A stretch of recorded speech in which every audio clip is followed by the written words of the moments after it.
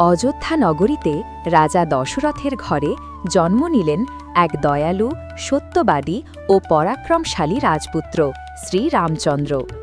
তার জন্ম যেন আশীর্বাদের মতো ছড়িয়ে পড়ল সারা রাজ্যে। রাম বড় হতে হতে মানুষের মনে স্থান করে নিলেন ন্যায়, ধর্ম আর সত্যের প্রতীক হিসেবে।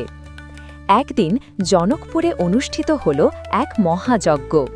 রাজা জনক ঘোষণা করলেন, যে রাজপুত্র তার কন্যা সীতার হাতে থাকা শিবের ধনুকটি তুলতে পারবে, সীতাকে সেই পাবে স্ত্রী হিসেবে। অগণিত রাজপুত্র এলেও কেউ পারল না ধনুকটি তুলতে। তখন এলেন রামচন্দ্র, শান্ত, স্থির কিন্তু অনন্ত শক্তির আধার।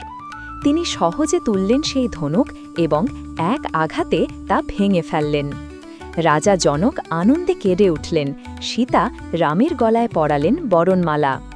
রাম সীতার বিবাহ হল রাজকীয় মহিমায়। কিন্তু সুখের দিন বেশি দিন স্থায়ী রইল না। কৈকেয়ীর চক্রান্তে রামকে যেতে হল 14 বছরের বনবাসে। ধর্ম রক্ষার জন্য, পিতার প্রতিজ্ঞা রক্ষার জন্য তিনি হাসি মুখে রাজ্য ত্যাগ করলেন। সীতা তার সাথে বনবাসে যাওয়ার অটল সিদ্ধান্ত নিলেন।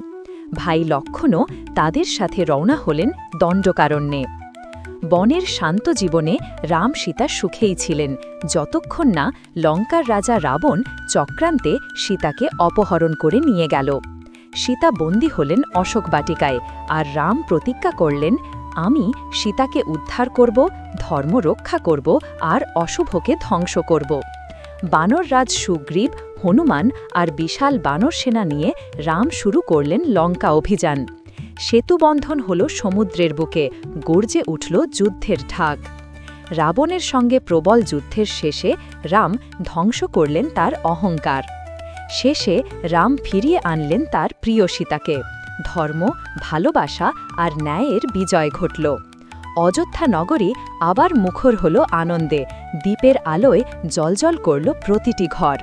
এভাবেই জন্ম নিল দীপাবলির উৎসব। রাম আর সীতা শুধু রাজা রানী নয়, তারা হলেন ধর্ম আর ভালোবাসার চিরন্তন প্রতীক।